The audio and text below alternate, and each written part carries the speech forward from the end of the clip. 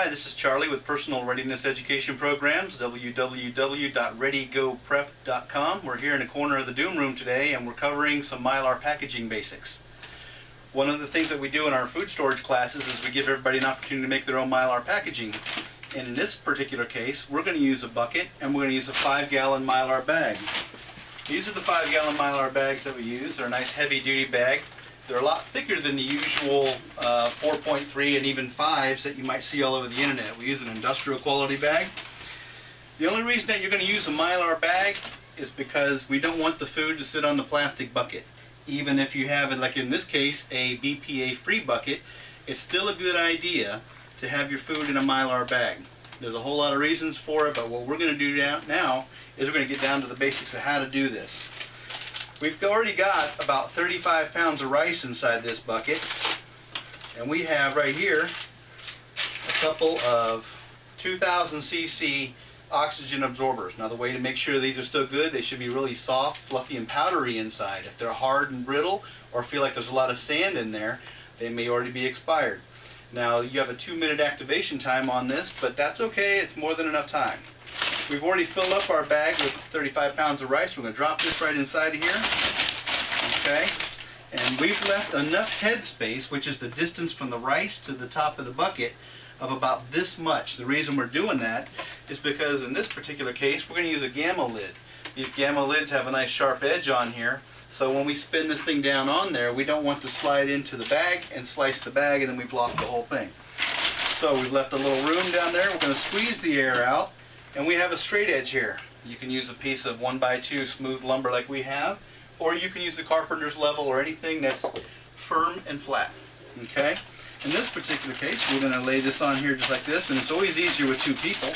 But I'm going to squeeze as much air out of here as possible. And then I'm going to roll this thing over, just like this. I've got my iron already set at the hottest temperature that it'll go, and it's preheated. And I'm just going to set that iron right on top of here. I do not need to go back and forth like we're ironing shirts. Alright, 1002, 1003, 1004. Looks like we're doing pretty good. I'm just going to slide over.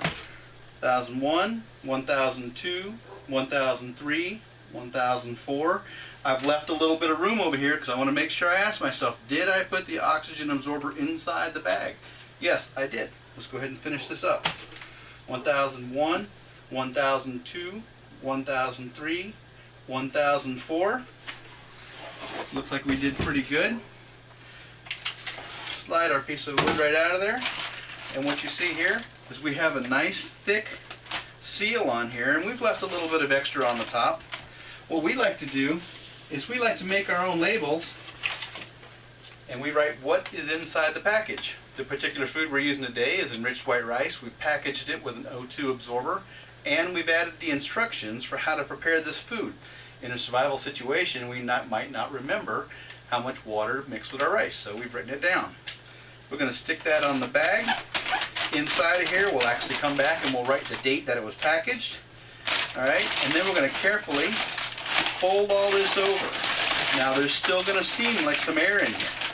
We do not want to put our lid on this for about 2 days. If we do put our lid on sooner than that, as it draws down and digests the oxygen in there, you'll crack your bucket or you'll crack your lid. But when it's time to do it, all we're going to do is we're going to carefully slide this on here. And it'll be a lot easier to get on later because all that air will have been digested and it's gone. So there's no need to do any vacuum sealing. There's no need to do any nitrogen flushing or any of that other good stuff. An oxygen absorber will do everything you need, and this will last for decades. Again, this is Charlie with Personal Readiness Education Programs at www.readygoprep.com. If you have any questions, shoot us an email from the website, and we'll be glad to help.